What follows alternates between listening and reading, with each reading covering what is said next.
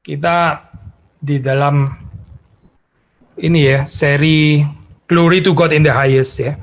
Dan hari ini khususnya kita akan merenungkan tentang salah satu atribut Allah, yaitu holiness and otherness of God ya, atau dengan judul seperti yang sudah lihat di brosur itu, Who is like you, O Lord? Siapa yang seperti Engkau, ya Tuhan? Sebelum kita merenungkan bagian ini, mari kita masuk dalam doa. Tuhan berkati perenungan ini, sungguh-sungguh membawa kami untuk lebih lagi mempunyai satu visi akan kekudusan Tuhan. Jangan biarkan kami di dalam kehidupan yang sementara ini kami dilewati dengan kami tidak melihat bahwa Engkau sungguh-sungguh adalah Allah yang Maha Kudus, Engkau yang berbeda lain daripada yang lain, dan bahwa Engkau pun juga memanggil kami untuk menjadi umat-Mu. Kami berdoa Tuhan supaya Tuhan menolong kami untuk bisa menghayati atribut ini dengan benar. Tuhan sendiri memberkati hamba-Mu, memberkati para pemuda-pemudi yang akan merenungkan bersama-sama ayat yang akan kami baca ini. Demi Yesus Kristus kami berdoa, kami bersyukur. Amin. Kita membaca beberapa ayat ya saudara. Ini kalau saudara search ini ya, kalimat ini ya, Who is like you, O Lord, gitu di dalam Alkitab itu paling enggak yang akan muncul itu adalah ayat seperti Exodus 15, ayat 11, Mazmur 89, ayat 8. Ya, lalu selain itu saya nanti masih mau akan mengeksplor ayat yang dikutip oleh Westminster Confession of Faith waktu bicara tentang kekudusan Tuhan ya, yaitu dari Yesaya dan dari Wahyu. Tapi sebelumnya kita membuka ini ya, Exodus 15.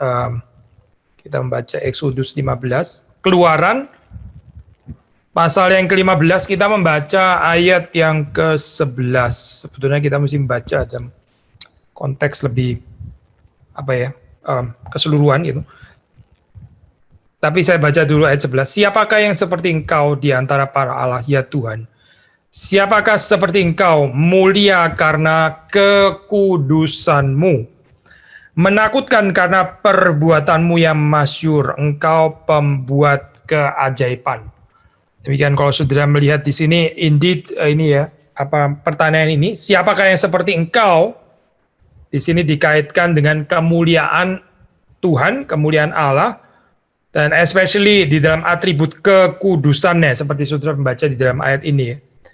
Tapi untuk mengerti ini, saya pikir kita perlu membaca Keluaran 15 ini dalam konteks yang lebih lebih luas gitu. Maksudnya sebetulnya bukan konteks lebih luas bagaimana sih, supaya kita nggak bisa membaca cuma ayat 11 ini berdiri sendiri kan ya.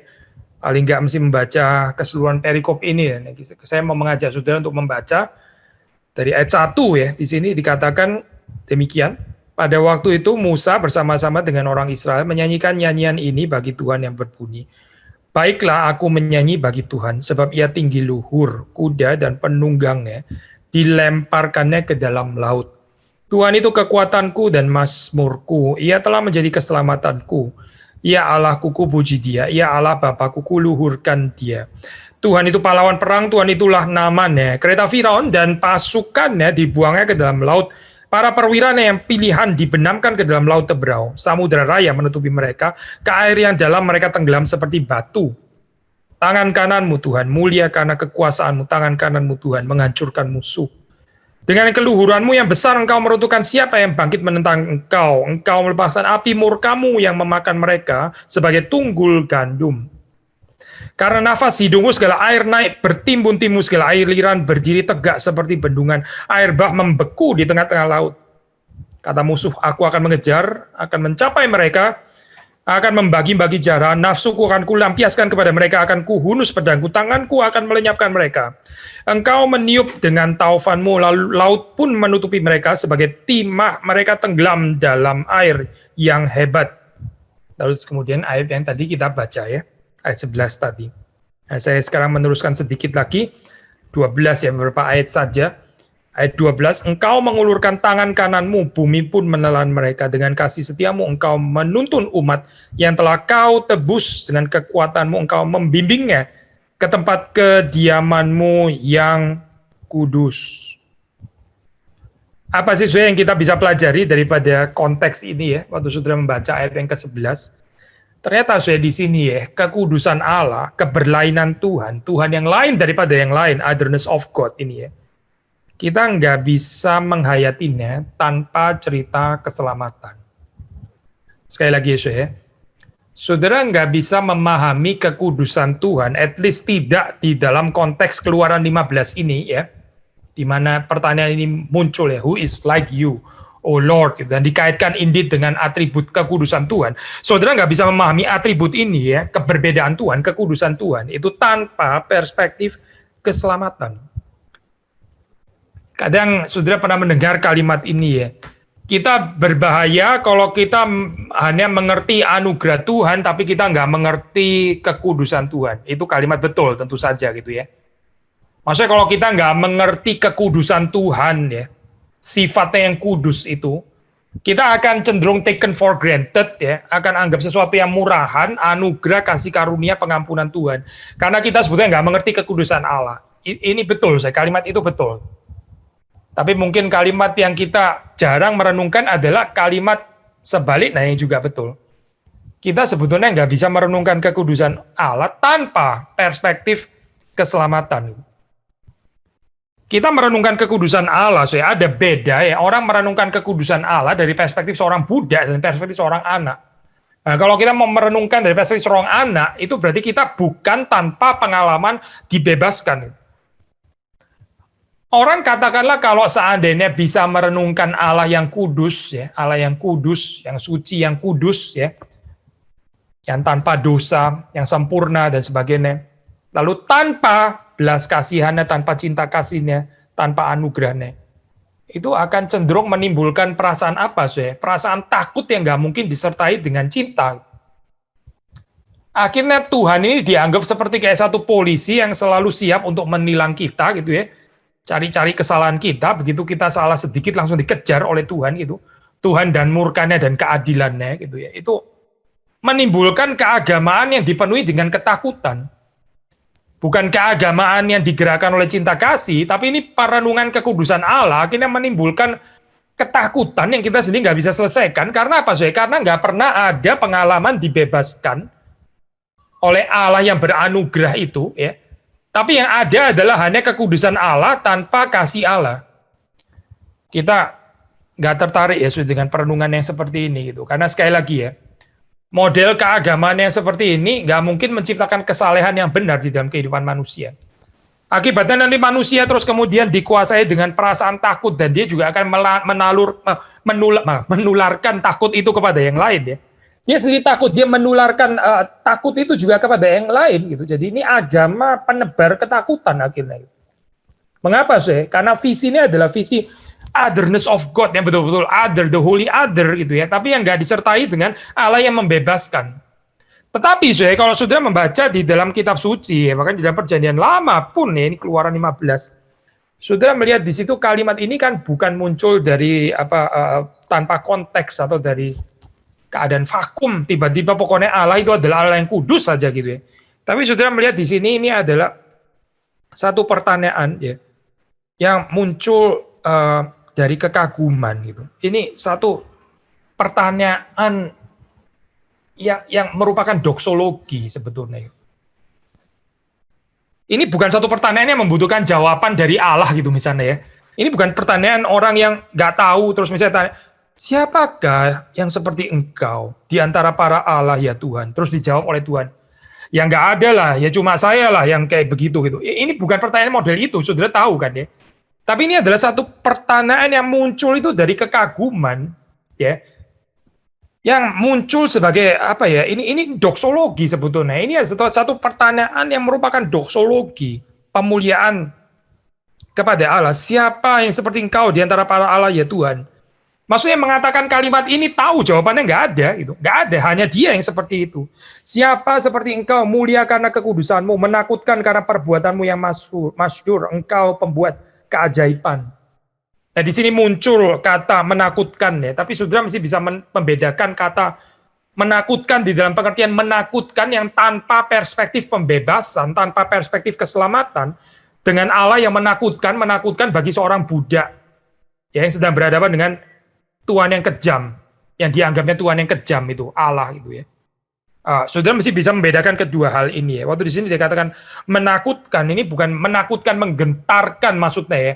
Menggentarkan, patut ditakuti, patut dihormati ya. Tapi bukan tanpa cinta kasih. Nah, maka kalau saudara membaca di dalam ayat-ayat sebelumnya gitu ya, ini ada banyak sebetulnya yang kita bisa gali ya, hanya dari Keluaran 15 ini saja. Tapi satu saja yang kita mau tekankan di sini ya, yaitu bahwa perhatikan di situ ya. Ini nyanyian apa sih ini? Nyanyian pujian keselamatan yang diterima karena Tuhan kan. Baiklah aku menyanyi bagi Tuhan sebab ia tinggi luhur, kuda dan penunggangnya dilemparkannya ke dalam laut. Ini pujian apa sih saya? Pujian daripada Musa ya bersama dengan orang-orang Israel yang memuji Tuhan karena mereka dibebaskan dari kejaran ya Firaun dan kereta kudanya. Kekuatan dunia ini ya yang berusaha untuk mendikte kehidupan kita gitu, yang berusaha untuk mencengkram kita. Bondage ini ya. Tapi terus kemudian Israel itu menceritakan, "Hey, ada pembebasan di dalam Tuhan." Kita nggak harus menghidupi cerita diperbudak oleh ilah-ilah yang ada di dalam dunia ini. Kita nggak harus menghidupi cerita ini lagi gitu ya. Either cerita kapitalisme atau sosialisme atau meritokrasi atau you name it lah. So, ini di dunia ini ada banyak macam filsafat hidup kan ya. Saudara nggak harus diperbudak oleh isme-isme itu gitu. Saudara dipanggil keluar dari sana gitu untuk menghidupi kisah Alkitab. Cerita yang dihadirkan oleh ini ya Musa di dalam konteks ini gitu. Dihadirkan oleh Tuhan melalui Musa. Cerita apa saya? Ya ini bahwa kita ini dibebaskan oleh Tuhan ya. Kita boleh menjadi hamba Tuhan dan bukan menjadi hambanya Firaun atau hamba daripada isme-isme itu tadi gitu ya. Tapi kita bisa dengan bebas untuk melayani Tuhan, beribadah kepada Tuhan.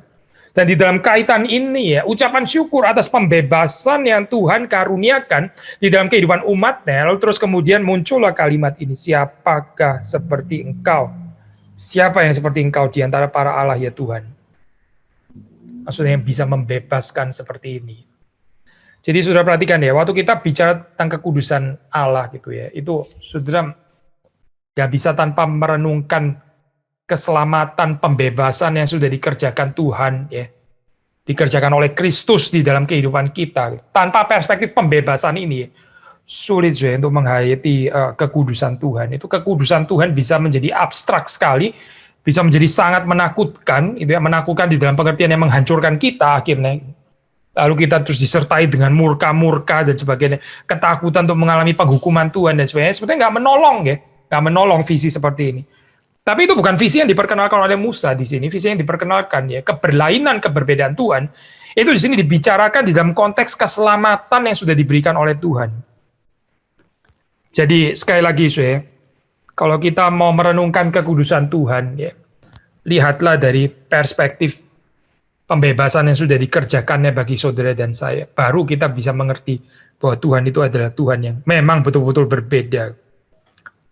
Tuhan yang lain, ya, Allah yang lain, itu nggak menyelamatkan seperti ini. Allah yang lain itu nggak berkuasa. Dia nggak membebaskan kita daripada ilah-ilah itu. Gitu. Tetap saja hidup di dalam ilah-ilah dunia ini. Tetapi Allah yang satu ini berbeda, yang namanya Tuhan. Ya. Yahweh ini berbeda. Mengapa, saudara? Karena mengeluarkan kita daripada cerita-cerita dunia ini. Yang diwakili oleh cerita Mesir, bondage of Egypt ini. Kita dibebaskan dari. Dan karena itu, saudara, di sini. Terus kemudian ada pujian, siapa yang seperti engkau? Ya, sekali lagi ya, ini bukan sesuatu pertanyaan yang harus dijawab dari langit terus ya, kayak gini kok kamu masih tanya. Ya nggak ada lah Allah yang seperti itu, bukan. Ini bukan satu pertanyaan karena kita nggak tahu jawabannya terus makanya kita tanya, bukan. Tapi ini merupakan satu doksologi, ini adalah pertanyaan muncul dari seorang yang sungguh mengerti bahwa Allah itu adalah Allah yang kudus dan berbeda daripada semua Allah yang lain. Siapakah yang seperti engkau di antara para Allah ya Tuhan? Siapakah seperti engkau? Mulia karena kekudusanmu, menakutkan karena perbuatanmu yang masyhur. Perbuatan apa sih? Perbuatan ini menenggelamkan musuh-musuhnya, menenggelamkan Mesir dan tentara dan kereta kudanya. menakutkan perbuatan-perbuatan itu. Itu nggak menakutkan bagi Israel karena bukan Israel yang ditenggelamkan ya. Tapi tetap menakutkan juga, menakutkan di dalam pengertian apa ya? Ini loh, saya sudah melihat di sini, menakutkan bukan di dalam pengertian ancaman. Kalau mau bicara ancaman, ya ini ancaman untuk Mesir, bukan ancaman untuk Israel kan sebetulnya. Tapi Israel kenapa tetap mengatakan ini ya? Ini perbuatan-perbuatanmu itu menakutkan. Melihat bagaimana Tuhan memerangi musuh-musuhnya, bagaimana Tuhan itu memelihara umatnya, bagaimana Tuhan membebaskan umatnya. Cerita ini adalah cerita yang menakutkan.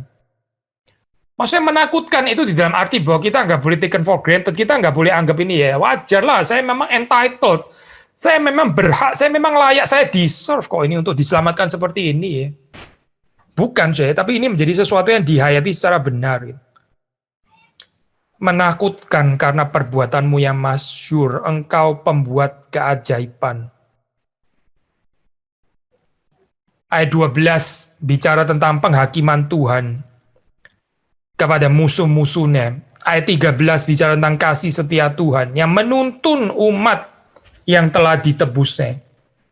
Sekali lagi di sini ya, kita melihat ada kaitan antara perenungan antara kekudusan Tuhan ya. Kasih setia Tuhan yang menuntun itu, yang memimpin kita, yang membimbing kita.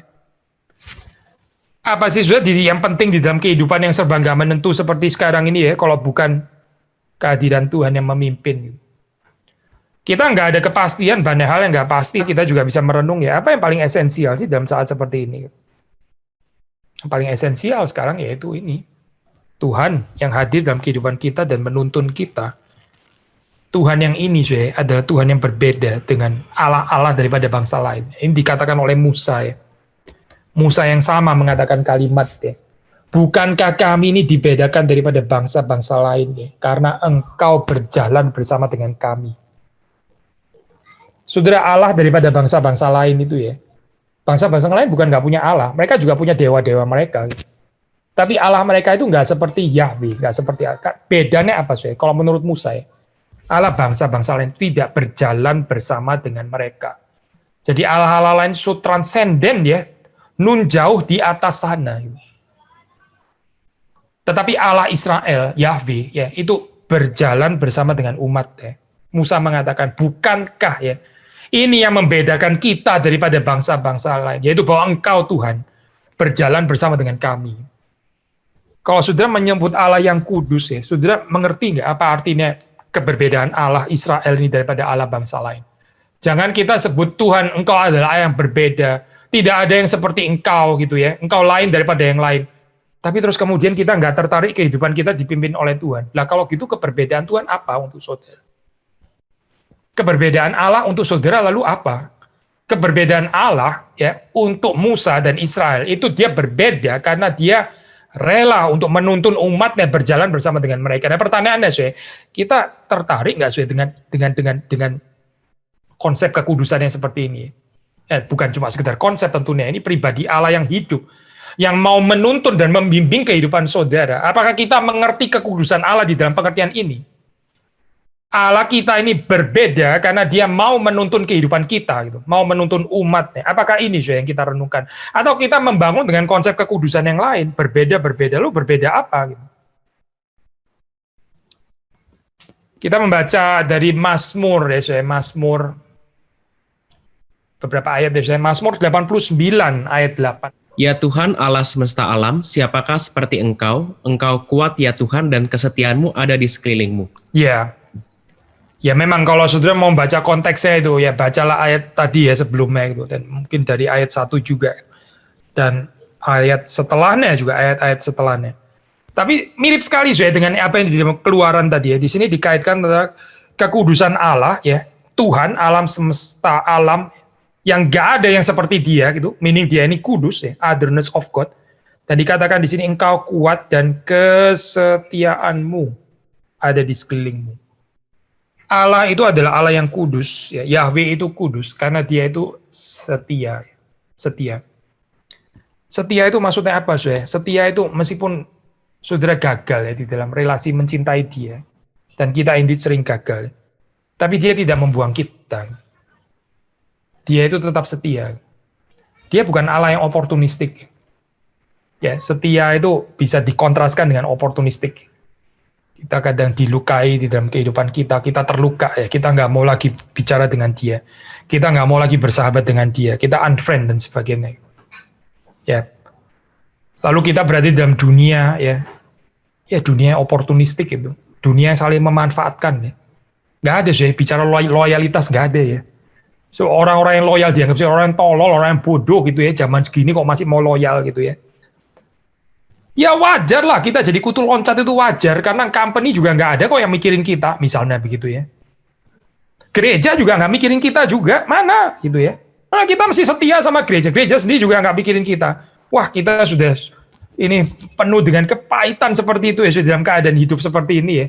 Karena apa? Kita capek dengan budaya oportunistik itu, budaya oportunistik yang saling memanfaatkan gitu. Tetapi Tuhan itu berbeda, dia lain daripada yang lain karena dia tidak oportunistik. Israel itu Israel yang membangkang loh. Ini umat-umat yang tegar tengkuk dikatakan oleh Alkitab ya. Sebetulnya Tuhan kalau mau sudah selesai, sudahlah saya urusannya selesai dengan umatnya seperti ini.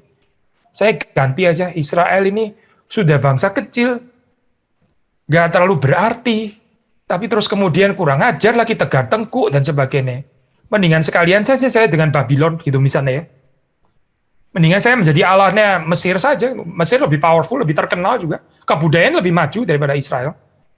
Tapi ini bukan Tuhan yang kita kenal di dalam Alkitab, bukan. Tuhan yang kita kenal dalam Alkitab ini setia ya, berjalan bersama dengan Israel. Bahkan saudara membaca di dalam Perjanjian Lama ya, itu ada saat-saat di mana Allah itu ibaratnya ikut kalah bersama dengan Israel karena dia mau mendisiplin umatnya. Nah, saudara tahu kan ya di dalam gambaran Perjanjian Lama itu kalau pertempuran dua bangsa itu bukan cuma pertempuran bangsa A melawan bangsa B, tapi ini pertempuran kosmik maksudnya.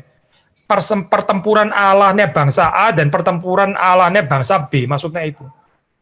Lalu saudara bisa bayangkan nggak kalau kemudian Israel kalah, dan indeed Israel pernah kalah kan? Israel pernah dibuang. Gitu.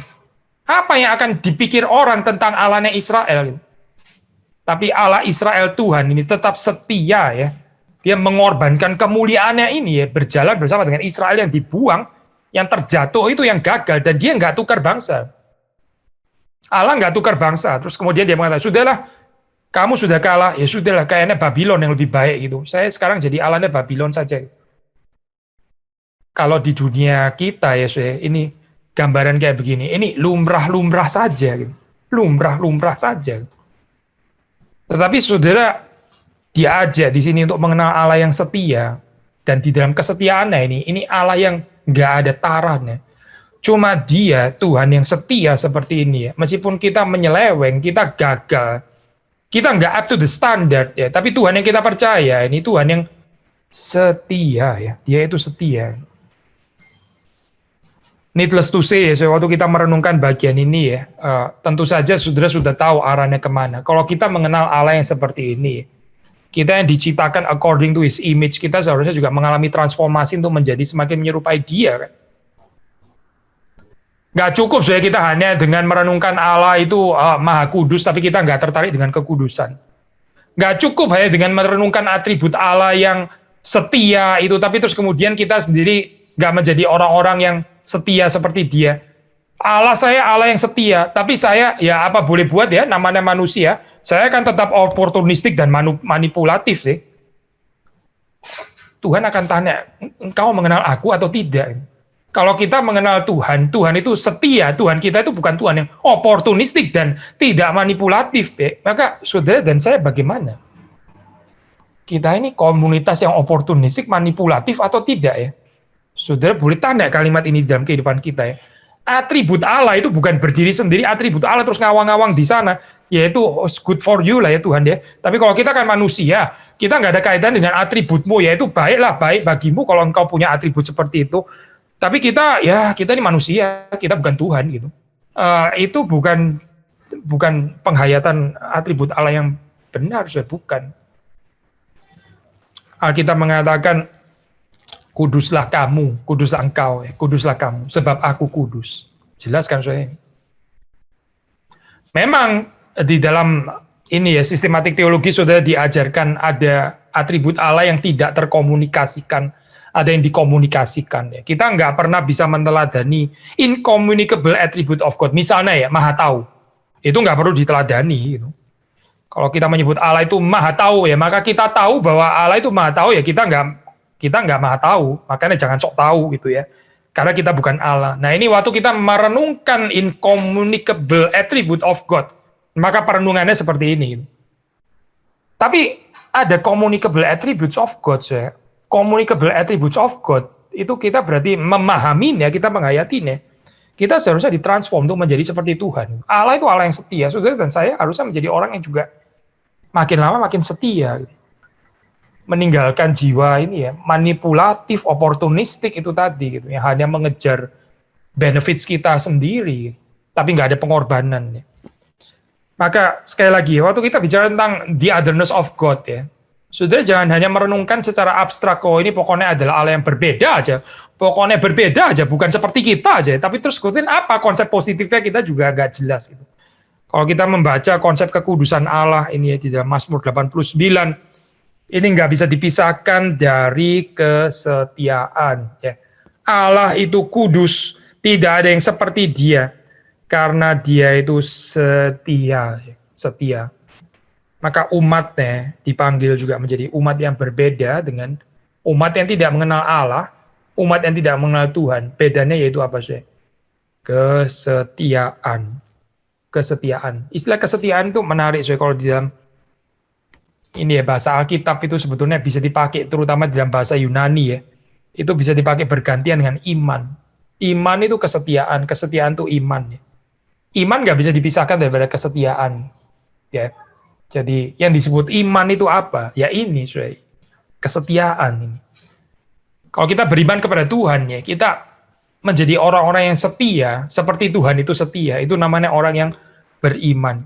Jangan berubah setia, karena Tuhan kita itu tidak berubah setia. Dia kudus. Tidak ada yang seperti dia, karena dia setia. Dan dia mengajak saudara dan saya untuk menjadi seperti dia di dalam hal ini. Satu undangan yang mulia ya. Nah sekarang kita membaca ini ya ayat dari ini ayat ini kalau saudara baca di dalam Westminster Confession of Faith chapter 2 itu bicara tentang of God and of the Holy Trinity. Di situ bicara tentang atribut-atribut Allah. Salah satunya adalah bicara most holy, ya. Most holy. Lalu ayat yang dikutip di sini adalah Yesaya 6 ayat 3 dan Wahyu 4 ayat 8. Yesaya 6 kita membaca ya. Kita membaca Yesaya pasal yang ke-6 ayat yang ke-3 ya. Dan mereka berseru seorang kepada seorang, katanya kudus, kudus, kuduslah Tuhan semesta alam, seluruh bumi penuh kemuliaannya. Nah kita mendapatkan perspektif yang berbeda lagi ya di sini ya. Dari Exodus tadi ya, terus kemudian ada perspektif yang berbeda dari Mazmur 89. Nah sekarang Yesaya 6 ya. Sudah perhatikan di sini ya, ini saya percaya ini sudah sangat kenal ini cerita ini ya. Ini karena visi yang diberikan kepada Yesaya ya. Yesaya menerima visi ini ya. Visi apa ya? Visi kekudusan Tuhan. Visi Tuhan yang maha kudus. Seluruh bumi itu penuh dengan kemuliaannya. Seperti di dalam seri kita ini nggak salah saya mengaitkan kekudusan Tuhan dengan glory of God ya. Glory to God in the highest. Indeed di sini sangat berkaitan antara kekudusan Tuhan dan kemuliaannya. Tapi terus kemudian saudara melihat penghayatannya apa di sini ya.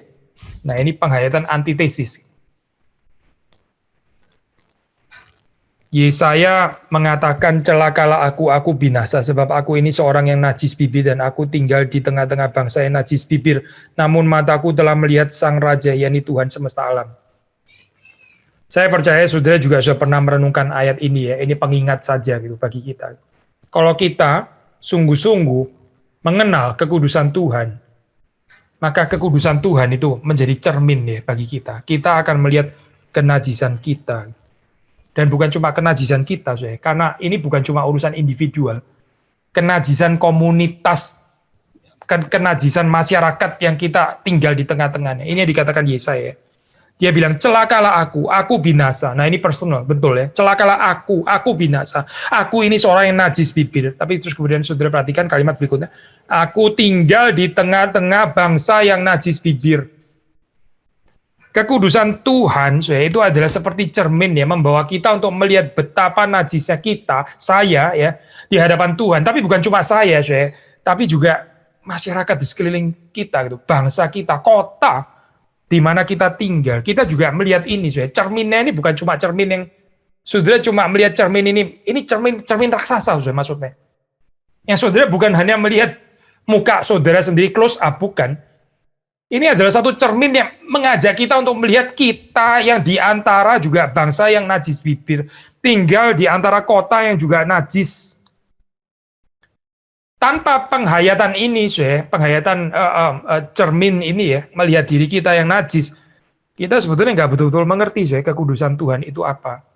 Di sini kekudusan itu dikaitkan atau dibenturkan ya, dioposisikan dengan kenajisan, ya kenajisan dosa. Nah ini penting sebelum kita mendapat cerita panggilan seperti Yesaya, ya, orang yang diampuni dosanya. Seperti saudara baca di dalam cerita ini ya. Ayat 6, tetapi seorang daripada serafim itu terbang mendapatkan aku, di tangannya ada bara. Diambilnya dengan sepit dari atas mezbah. Ia menyentuhkan kepada mulutku serta berkata, lihat ini telah menyentuh bibirmu.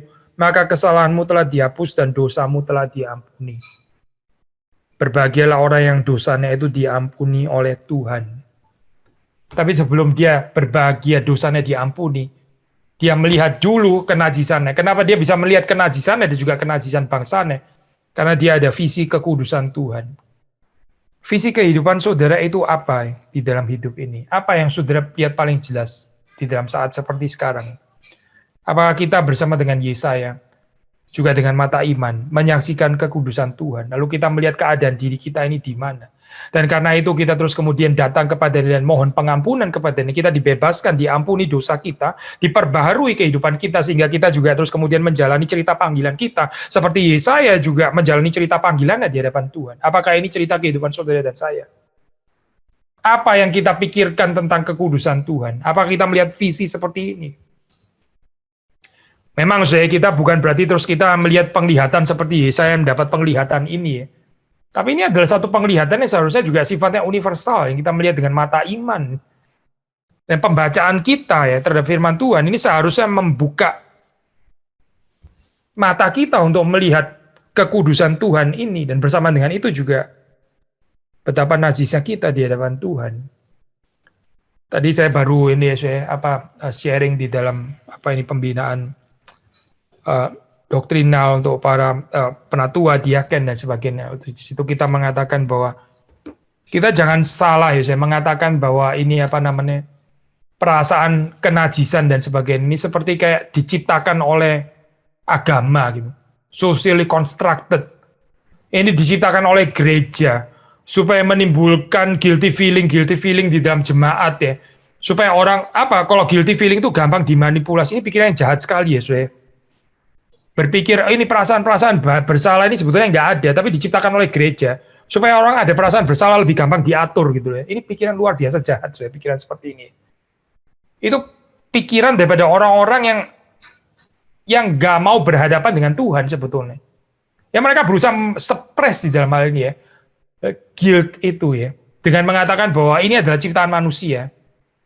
Ya psikologi modern mengatakan ini gejala sakit jiwa, patologis, orang merasa diri bersalah, berdosa, sakit jiwa, nggak ada gunanya pikir seperti itu. Gitu. Oh tapi tidak, ini kita percaya ini adalah sesuatu yang memang Tuhan sendiri itu sudah menaruh di dalam batin kita. Waktu kita melanggar Dia, ya waktu kita nggak hidup sesuai dengan tuntutan kekudusannya, ya ini perasaan kenajisan ini, sesuatu yang memang harusnya ada di dalam kehidupan manusia yang diciptakan menurut gambar rupa Allah. Waktu kita nggak sampai kepada kekudusan itu, ya inilah yang seharusnya timbul memang. Dan again, ini bukan socially constructed, bukan. Ini bukan sesuatu yang diciptakan oleh agama dan pengikut-pengikutnya. Tapi ini memang ada di dalam diri manusia, inherent di dalam kehidupan manusia. Ya karena memang kita ini diciptakan untuk beribadah kepada Tuhan, untuk melihat kekudusan Tuhan. Tapi siapa yang bisa melihat Tuhan yang Maha Kudus? Itu pertanyaannya. Orang yang diampuni dosanya di sini dikatakan. Kita melihat ini ya, saudara, apa itu? Memang nggak pakai istilah yang sama ya di situ, tapi ada kemiripan ya. Kalau sudah membaca di dalam apa itu khotbah di bukit, kan dikatakan di situ ya. Berbahagialah orang yang suci hatinya, mereka akan melihat Allah. Ya memang di sini pakai istilahnya suci ya. Suci dan kudus itu agak sedikit berbeda ya, seperti dalam bahasa Inggris. Pure dan holy itu ada perbedaan. Ya. Tapi ini juga sangat berkait ya. Maksudnya purity and holiness itu sangat berkait. Di sini dikatakan siapa yang akan melihat Allah? Yaitu orang yang pure in heart. Pure hearted, orang yang suci hatinya. Yesaya adalah orang yang ya dia nggak suci gitu. Tapi dia diperkenan ya oleh Allah untuk melihat ini visi kekudusan Allah. Bukan karena dia qualified, bukan gitu. Sama seperti saudara dan saya juga bukan orang qualified untuk bisa melihat kekudusan Tuhan. Tapi ini adalah anugerah ya, bisa melihat kekudusan Tuhan tapi tidak binasa. Orang yang melihat kekudusan Tuhan itu harusnya binasa. Tapi Yesaya ya tidak binasa. Dia diampuni dosanya. Nah, tapi saudara melihat di sini ya, setelah Yesaya diampuni dosanya lalu apa? Gitu. Tentu bukan diampuni dosanya untuk terus ada license to sin ya, bukan gitu. Tapi dia diampuni dosanya untuk terus kemudian menjadi pemberita akan Tuhan yang kudus ini. Dia memberitakan Tuhan ya, yang mengutus dia, memberitakan firman Tuhan, apa yang didengar dari Tuhan itu yang diberitakan oleh Yesaya. Yesaya meyakinkan bangsa akan kekudusan Tuhan ini. Tapi saudara melihat di dalam cerita Yesaya ternyata bangsa Israel mengeraskan hatinya. Yesaya sudah diberitahu gitu ya, ini bangsa yang mereka akan melihat tapi nggak melihat, mendengar tapi nggak mendengar. Tapi Yesaya tetap diutus ke tengah-tengah bangsa yang seperti itu. Apakah kita mengerti visi kekudusan Allah juga di dalam pemahaman yang seperti ini juga, di dalam perseverance ya, yang kita minta dari Tuhan. Supaya waktu kita melayani, supaya kita menghidupi iman kita, ya ini nggak bergantung pada result, ya, nggak bergantung pada respons manusia. Lalu kalau ada respons manusia positif, saudara menggebu-gebu, saudara jadi giat. Kalau respons manusia itu dingin, saudara ikut dingin, gitu ya. Apakah ini visi kekudusan Yesaya, gitu ya? Apakah ini visi kekudusan Allah yang dilihat oleh Yesaya? Jawabannya tidak ya. Yesaya nggak melihat kekudusan Allah yang akhirnya terus berakhir tragis dengan discouragement itu, tidak, gitu. Satu ayat lagi dari Westminster Confession, Revelation 4 ya, Revelation 4 ayat 8. Dan keempat makhluk itu masing-masing bersayap 6, sekelilingnya dan di sebelah dalamnya penuh dengan mata, dan dengan tidak berhenti-hentinya mereka berseru siang dan malam. Kudus, kudus, kuduslah Tuhan Allah yang Maha Kuasa, yang sudah ada dan yang akan datang. Ya, ini kutipan dari Yesaya ya, kalau saudara itu membaca ini, kudus, kudus, kuduslah Tuhan Allah yang Maha Kuasa, tapi terus kemudian berbeda, yang sudah ada dan yang akan datang. Yang sudah ada, yang ada, dan yang akan datang. Past, present, and future. Ya ini dekat sekali dengan ini ya, Alpha dan Omega. Dia adalah the Lord of History. Ya. Dia sovereign, dia berdaulat atas semesta ini ya, perjalanan sejarah, dia berdaulat. Tapi yang kita mau tekankan ini ya, saudara, kalau membaca di dalam pasal 4 ini ya, ini visi tentang Tuhan, ini sebetulnya bukan visi yang pleasant ya. Ini adalah visi yang ya boleh dikatakan menakutkan ya. Ini terrible ya, gambaran seperti ini. Saudara, kalau kita betul-betul mengerti kekudusan Allah ya, kita mesti mengerti ini ya, gambaran yang terrible ini ya.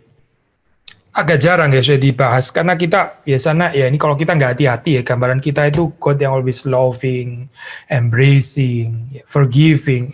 Nggak salah kok saudara, itu semua ada di dalam Alkitab ya. Yaitu tadi yang kita sebut itu ya. Tapi jangan tidak ada visi ini ya. Saya baca di dalam Wahyu 4 ini ya. Coba saya baca ini ya, dari ayat 4 ya. Dan sekeliling takhta itu ada 24 takhta, dan di takhta-takhta itu duduk 24 tua-tua yang memakai pakaian putih dan mahkota emas di kepala mereka. Lalu ayat 5, dan dari takhta itu keluar kilat dan bunyi guruh yang menderu. Dan 7 obor menyala-nyala di hadapan takhta itu. Itulah ketujuh roh Allah. Coba saudara renungkan lagi ya, ayat kelima ini ya. Dari takhta itu keluar kilat dan bunyi guruh yang menderu. 7 obor menyala-nyala di hadapan takhta itu. Ini menurut saudara pemandangan yang menyenangkan atau pemandangan yang menakutkan? Ini jelas bukan gambaran pleasant kan? Ya, saudara pernah nggak waktu badai itu saudara keluar gitu ya? Saya kok kepingin ya main-main dengan kilat ya. Siapa tahu itu kilat bisa di sini saya pindahin ke tangan kiri ya, saya kenain ke hidung saya, keluar lagi. Lucu ya kalau bisa keluar dari mulut saya gitu dan sebagainya. Itu orang gila namanya gitu. Nggak ada orang bermain-main dengan kilat. Pemandangan yang dipakai ini ya Yohanes di sini ya, itu menggambarkan Tuhan ini. Dari takhta itu keluar kilat dan bunyi guru yang menderu. Ya, kita punya nggak sih pasal kekudusan Tuhan gambarannya seperti ini? Atau gambaran Tuhan kita itu selalu pleasant gitu ya, pleasant, ya, yang romantis gitu ya. Lalu ayat-ayat yang muncul saya, ya membaringkan aku di padang rumput yang hijau dan air yang tenang, ya itu kesukaan kita gitu ya. Even orang waktu lukis Mazmur 23 biasanya itu, ada nggak saya orang lukis Mazmur 23, terus yang dilukis adalah lembah kekelaman, bayang-bayang maut gitu. Ada nggak orang melukis apa itu Mazmur 23 terus melukis ini ya Pak? Gembalanya sedang bawa gada dan tongkat ya, gada dan tongkat. Mungkin ada sih ya. Tapi mungkin gambaran nomor 1 yang orang teringat tentang Mazmur 23 itu padang rumput hijau dan air yang tenang.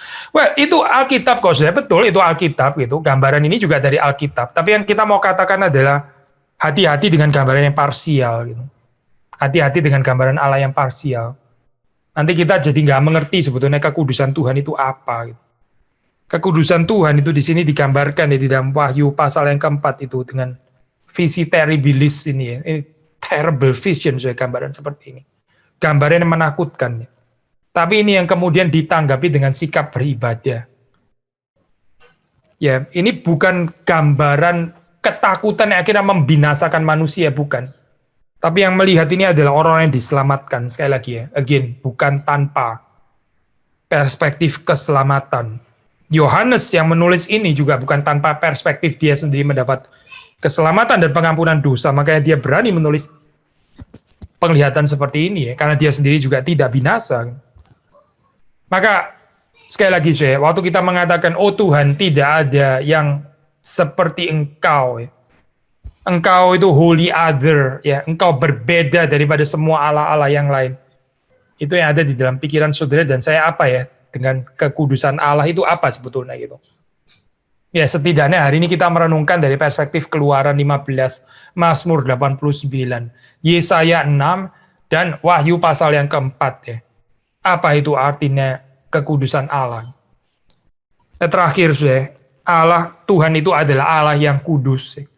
Dan waktu dia memanggil sebagian orang itu untuk menjadi umatnya, ini juga adalah umat yang kudus. Maksudnya apa sih? Seperti Tuhan, umat ini juga seharusnya berbeda daripada bangsa-bangsa lain. Saudara dan saya yang mengaku adalah umat Allah. Saudara dan saya itu dipanggil untuk menjadi berbeda, tapi bukan sekedar berbeda dengan dunia. Kita berbeda dengan dunia. Mengapa sih? Karena kita menjadi seperti Allah. Kalau cuma sekedar berbeda dengan dunia, mungkin saudara cuma eksentrik. Yang nggak ada gunanya lah, saudara kita nggak dipanggil jadi eksentrik anyway gitu. Lain sih lain, tapi lainnya aneh gitu ya. Ini orang aneh banget gitu ya. Ini orang yang kokwai dan sebagainya gitu. Wah, nggak wajar orang seperti ini gitu ya. Saudara dan saya nggak dipanggil jadi orang kokwai, bukan saya, bukan itu. Saudara dipanggil bukan menjadi orang eksentrik, bukan. Saudara dipanggil untuk menjadi seperti Allah. Gitu. Dan orang yang seperti Allah itu indeed berbeda ya. Paulus mengatakan dalam Roma 12 tidak menjadi serupa dengan dunia ini ya. Bukan conform to the world, bukan gitu. Tidak menjadi serupa dengan dunia ini. Indeed berbeda ya, berbeda dengan dunia ini. Tapi mengapa sih? Ya karena mengerti kehendak Allah. Karena tahu apa artinya mempersembahkan diri, ya, mengikut Tuhan, mempersembahkan diri bagi Allah. Itu yang membedakan dalam hal ini. Ini bukan keberbedaan yang dicari-cari karena orang krisis identitas gitu ya. Kita orang Kristen apalagi reform harus lain daripada yang lain gitu misalnya ya. Jangan-jangan krisis identitas ya, bukan keberbedaan yang menurut narasi Alkitab gitu. Saudara dan saya nggak dipanggil untuk sekedar menjadi berbeda, tapi nggak jelas bedanya karena apa. Memang betul kita seharusnya berbeda, tapi berbeda karena apa? Karena kita memahami Allah yang Maha Kudus. Allah yang kita kenal itu adalah Allah yang kudus, maka saudara dan saya dipanggil juga untuk hidup kudus alias berbeda di dalam hal ini ya. Karena dunia ini nggak mengenal Allah, dunia ini membenci Kristus ya, seperti dikatakan dalam Injil Yohanes. Tapi saudara dan saya bukan orang-orang yang membenci Kristus. Kita adalah orang-orang yang percaya bahwa kita pertama dikasihi Kristus dan yang mengasihi Kristus. Kita dipanggil untuk menjalani visi kekudusan Allah seperti yang kita terima dari ajaran para nabi dan para rasul ini. Kiranya Tuhan memberkati saudara-saudari sekalian. Saya kadang merasa Tuhan tidak adil karena Tuhan membentuk anak-anaknya dengan pembentukan yang berbeda-beda. Bagaimana tanggapan Pak Billy?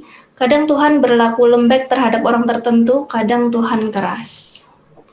Ya, begini ya, saudara nggak salah waktu mengatakan Tuhan itu membentuk berbeda-beda, itu betul gitu. Cuma berbeda-bedanya Tuhan itu selalu tepat gitu, sesuai dengan takaran kita. Hanya saja kita yang nggak sempurna memahami realita ya. Kita pikir jadi seperti kayak nggak adil. Kita pikir kok Tuhan terhadap saya keras sekali, kalau orang lain kok diperlakukan lembek gitu misalnya. Itu menurut perspektif kita yang kita nggak bisa memahami secara sempurna ya. Pertama kita nggak pernah tahu ya betul-betul orang yang menurut saudara itu dia diperlakukan dengan lembek. Itu kita kan nggak pernah tahu apakah dia itu betul-betul adalah orang pilihan atau tidak. Kita kan nggak 100% tahu ya. Tapi kita kalau sudah assume dia diperlakukan dengan lembek dan sebagainya, sebetulnya kita nggak betul-betul tahu sih apakah Tuhan sedang membentuk dia atau tidak, atau sedang membiarkan atau apa, itu kita nggak tahu loh sebetulnya bagian ini ya. Jadi kita jangan memutrakan sesuatu yang kita nggak betul-betul tahu. Tapi katakanlah misalnya ya, katakanlah dia itu juga adalah orang pilihan dan sedang dibentuk Tuhan, tapi menurut saudara dia dibentuknya kok terlalu lembek, tapi kalau giliran saya kok dia itu ini ya membentuk saya keras gitu.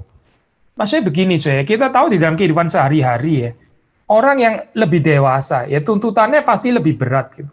Ini kan prinsip apa ya? Prinsip keadilan, in fact itu justru nggak adil kalau mahasiswa universitas sama anak kelas 3 SD dituntut sama, itu justru nggak adil dong.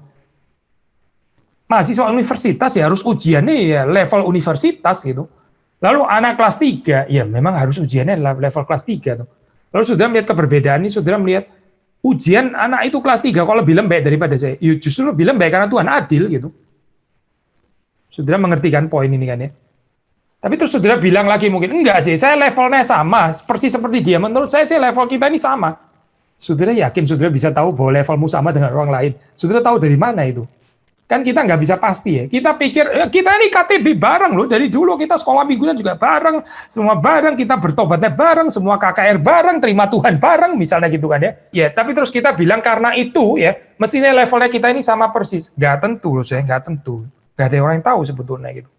Kita nggak bisa memastikan bahwa dia itu persis levelnya dengan level saya. Dan karena itu Tuhan harus membentuk di dalam takaran yang sama. Itu keterbatasan kita memahami sebetulnya gitu. Cuma begini lebih baik ya kita daripada banding-banding seperti ini, akhirnya nanti kita bisa kecewa atau seperti tadi saudara bilang dengan jujur ya, maksudnya saudara rasa seperti kayak Tuhan kok kurang adil dan sebagainya. Nah pikiran ini kan pasti bisa mengganggu ya, nggak encouraging, tapi bisa discouraging iman kita gitu. Maksudnya daripada kita pikirin ini ya Pak, hal-hal yang seperti itu, mending kita ini fokus dengan Tuhan itu mau bentuk saya itu seperti apa. Perkara orang lain dibentuk lain itu ya. Itu bukan urusan kita lah. Itu urusannya Tuhan dengan dia. Di dalam Alkitab ya, ada contoh seperti ini. Jadi Tuhan setelah bicara pada Petrus ya.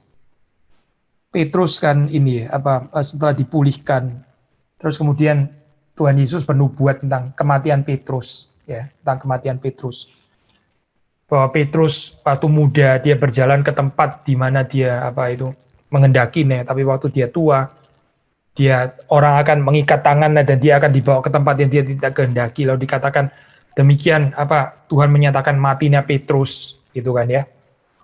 Lalu terus kemudian Petrus jadi kepo gitu ya.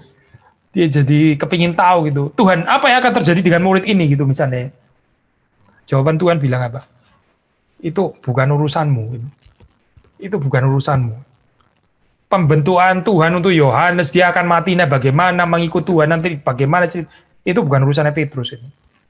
Ya saudara mesti pegang ya ayat ini ya, supaya kita nggak jatuh kepada perbandingan akhirnya bikin kita self pity, akhirnya discouraging dan nggak membuat kita itu lebih mencintai Tuhan, tapi jadi malah suka protes gitu misalnya, rasa Tuhan kurang adil atau apa. Again, kita nggak betul-betul tahu sih takaran Tuhan itu, kelemahan kita di mana, porsinya kita, apalagi untuk orang lain gitu ya. Kita sendiri aja kita masih bergumul untuk mengetahui dengan tepat.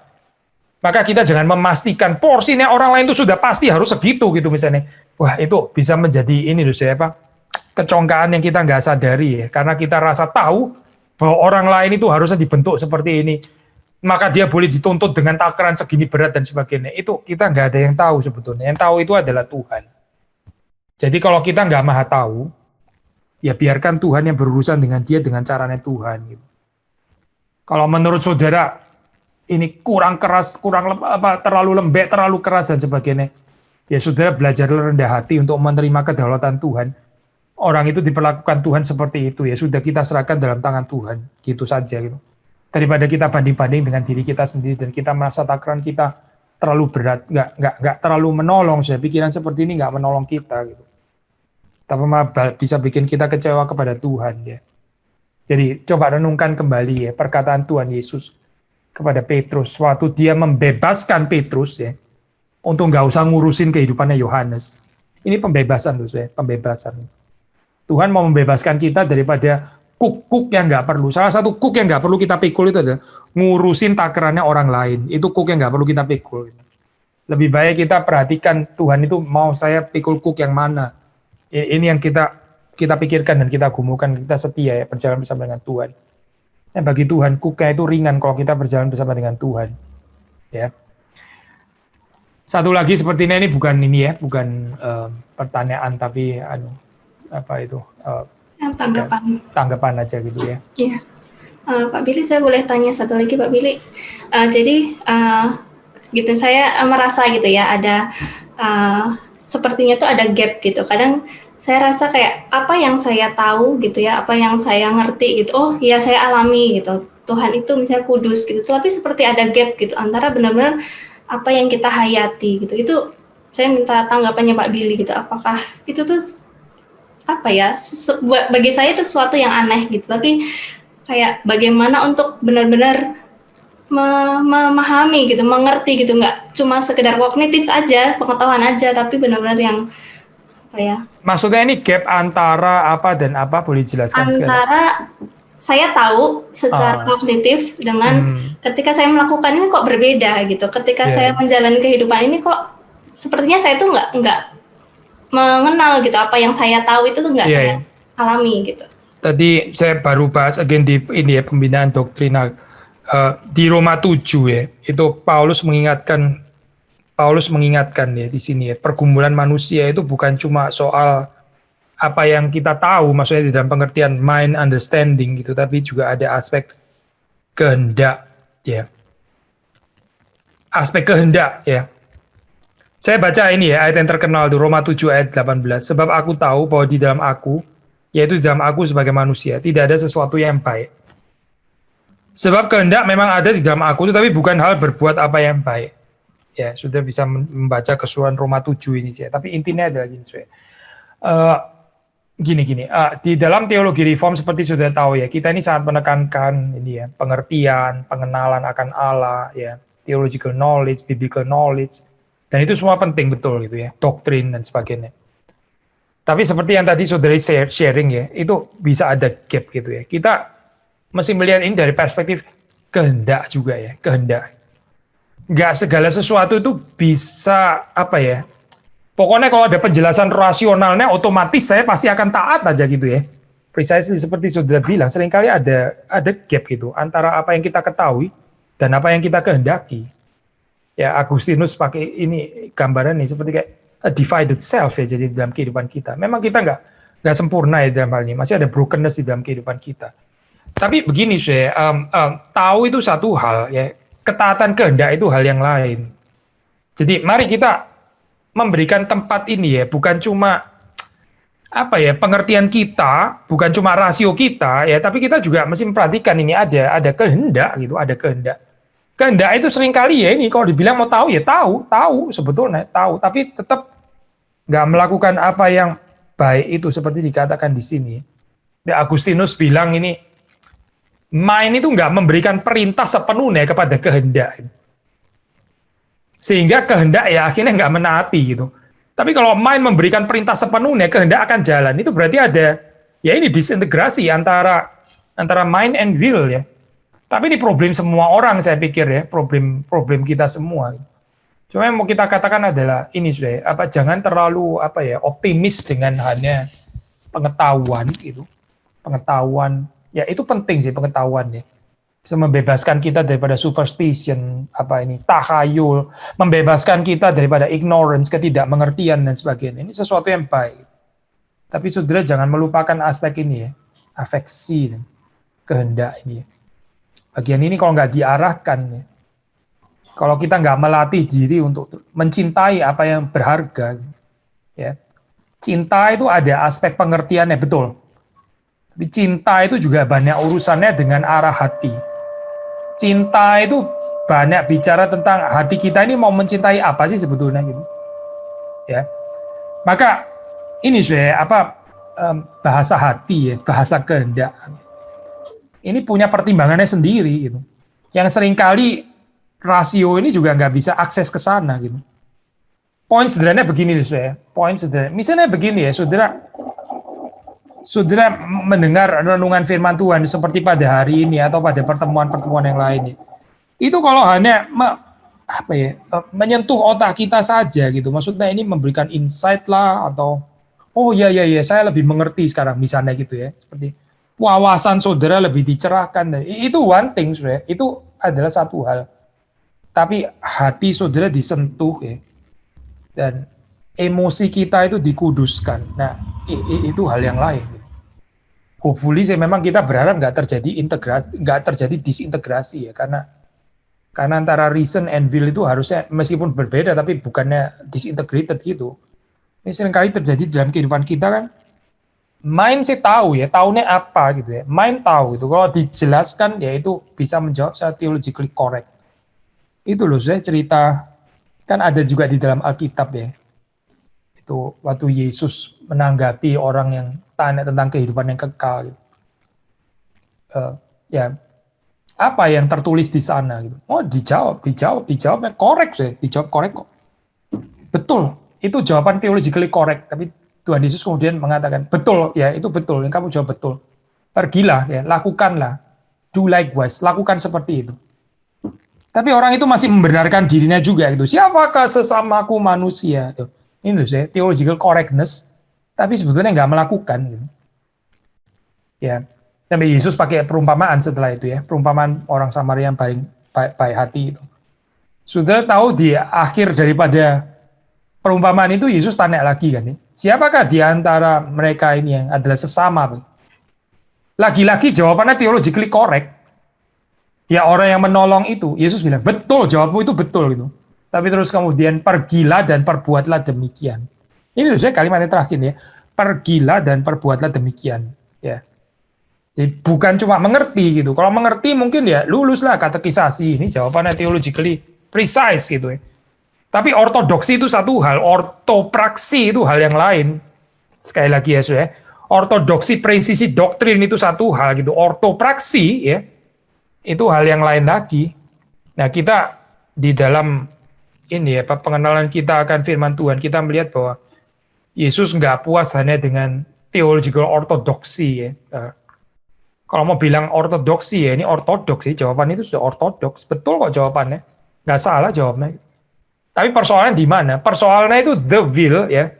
Kehendak ini nggak tertarik untuk melakukan gitu. Ya kita minta kekuatan Tuhan ya, supaya Tuhan bukan hanya supaya kita ini jangan hanya dicerahkan, tapi kita minta supaya kita juga ada kekuatan dari Tuhan ya. Mengubah kehendak kita ini menjadi kehendak yang taat, kehendak yang berserah, kehendak yang bertekun ya, itu ada kebiasaan yang baik yang terus kita ulang di dalam perseverance ya itu. Kita minta pertolongan Tuhan dan anugerah Roh Kudus untuk itu. Ya Pak Billy, terima kasih. Thank you. Ada satu lagi pertanyaan ya. Apakah berarti pengalaman bersama Tuhan seperti yang dialami oleh gereja-gereja lain juga penting untuk pertumbuhan iman? Saya nggak tahu yang saudara maksud dengan pengalaman Tuhan dialami gereja-gereja lain ini kabur sekali gitu. Pengalaman apa dulu gitu? Maksudnya ini bisa ratusan gitu. Ratusan jenis maksudnya. Tapi intinya saya berikan jawaban prinsipal aja lah ya. Ya pengalaman siapapun ya, pengalaman tapi yang pengalaman yang sesuai dengan firman Tuhan itu bisa memperkaya kita. Kita diperkaya bukan oleh pengalaman, tapi oleh firman Tuhan. Saudara perhatikan ya, ini tetap nggak lepas daripada firman Tuhan. Standarnya itu adalah firman Tuhan, bukan pengalaman. Kalaupun saudara belajar pengalaman dari orang lain, itu saudara belajar bukan dari pengalaman ya, tapi dari pengalaman yang merupakan ketaatan kepada firman Tuhan. Jadi kita belajarnya itu tetap firman Tuhan di situ. Saudara. Karena pengalaman itu ada yang universal, ada yang nggak universal. Ya, saudara name it lah, bahkan pengalaman siapa gitu. Pengalaman Kristus sekalipun. Nggak semuanya universal. Saudara nggak harus tinggal di Galilea kan. Saudara nggak harus kalau misalnya suatu saat saudara pergi ke pesta, terus kemudian mereka kehabisan minuman, terus saudara berpikir, what would Jesus do gitu misalnya ya. Apakah itu maksudnya pengalamannya kesana? Kan pasti bukan ya. Tapi kita belajar sesuatu yang universal gitu. Orang-orang yang diberkati Tuhan, saudara bisa belajar banyak daripada pengalaman mereka betul. Tapi saudara mesti bisa bedakan ya. Ini pengalaman yang saya pelajari ini adalah prinsip universal firman Tuhan atau pengalaman dia yang khusus dan hanya bagi dia gitu. Ya. Orang talentanya bisa berbeda-beda, so ini bukan sesuatu yang universal. Orang panggilannya bisa berbeda-beda, ada yang misionaris, ada yang di kota besar. Ini nggak mutlak dua hal ini. Gitu. Ada yang nggak harus jadi hamba Tuhan di gereja, kan? Ada yang bisa jadi pelukis yang mempermuliakan Tuhan misalnya gitu, atau pekerja yang mempermuliakan Tuhan. Ini kan bukan sesuatu yang universal kan ya? Yang nggak universal, saudara nggak bisa pelajari dan dijadikan universal. Tapi yang universal itu seperti apa sih? Saudara bisa belajar dari kehidupan orang itu bagaimana dia berkorban bagi Kristus. Nah ini universal. Karena setiap orang masih berkorban bagi Kristus, orang yang percaya maksudnya ya. Bagaimana dia mencintai Tuhan, ini universal. Bagaimana saudara belajar dari spirit perjuangan, nah ini something yang universal.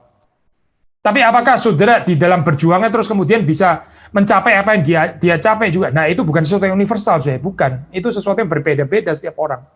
Mungkin dia dipanggil untuk urusan ini, sudah dipanggil untuk urusan ini. Tapi kehidupan yang berserah sepenuhnya kepada Tuhan. Nah itu something yang universal yang saudara bisa belajar. Ya, waktu saudara belajar daripada Paulus, ya, waktu saudara belajar daripada Musa, saudara belajar daripada Daud, saudara belajar daripada orang-orang di dalam Alkitab, itu saudara belajar apa gitu? Yang kita belajar itu yang prinsip firman Tuhan yang universal, bukan belajar keunikan yang ada pada mereka. Nggak menolong saudara kalau saudara belajar itu. Ini Musa ini privilege sekali ya, dia bisa dapat Taurat, terus kemudian saudara berdoa ya, jungkir balik, Tuhan saya juga mau punya pengalaman seperti itu. Tolong berikan saya wahyu Tuhan seperti Musa. Kasih saya juga wahyu seperti Musa dapat wahyu gitu. Ya kacau saudara, itu kan pengalamannya Musa, nggak tentu pengalaman saudara dan saya. Lagi pula wahyu juga sudah selesai sekarang gitu. Jadi waktu saudara belajar kehidupannya Musa ya, belajar dari kelemah lembutannya misalnya gitu. Itu something yang saudara bisa pelajari secara universal. Maka saya nggak tahu di sini ya, pengalaman gereja-gereja ini bahasa vague sekali ya, ini sangat kabur ya ini pengalaman bersama Tuhan seperti dialami gereja-gereja lain. Ini pengalaman yang mana maksudnya gitu? Pengalamannya bisa luas sekali gitu. Tapi saya harap sih saudara ada discerning spirit, saudara bisa membedakan ini pengalaman yang saudara bisa teladani, yang universal itu ya, yang bisa relevan untuk semua orang. Atau pengalaman yang sangat khusus. Kalau pengalaman sangat khusus ya sudah nggak bisa dikejar itu. Karena setiap orang berbeda-beda. Karunia itu misalnya, itu bukan sesuatu yang universal. Karunia itu diberikan berbeda-beda untuk setiap orang. Kan. Ada orang dapat karunia A, B, C, dan sebagainya. Yang lain mungkin dapat karunia 2. Tapi setiap orang nggak harus sama dengan orang yang lain. Lalu kalau saudara membuat yang particular ini jadi universal, ya jadi kacau gitu. Semua orang mesti punya karunia A gitu misalnya. Padahal karunia menurut Alkitab jelas diberikan secara berbeda-beda untuk setiap orang. Tapi kita kepingin punya karunia seperti karunia orang lain. Ya kita nggak mengerti prinsip firman Tuhan. Gitu. Maka sekali lagi ya, saya mungkin jawabnya nggak langsung, tapi juga karena pertanyaan saudara mungkin kurang jelas juga. Ini sangat ngambang ya, ini apa pengalaman bersama Tuhan seperti yang dialami gereja-gereja lain. Ini pengalaman apa maksudnya gitu? Itu perlu saudara selidiki lagi, saudara analisa lagi, saudara uji lagi ya. Tapi jawabannya seperti itu sih, yang universal ya sesuai dengan prinsip kebenaran firman Tuhan, ya kita bisa belajar lah, bisa belajar kita pasti gitu, satu dengan yang lain.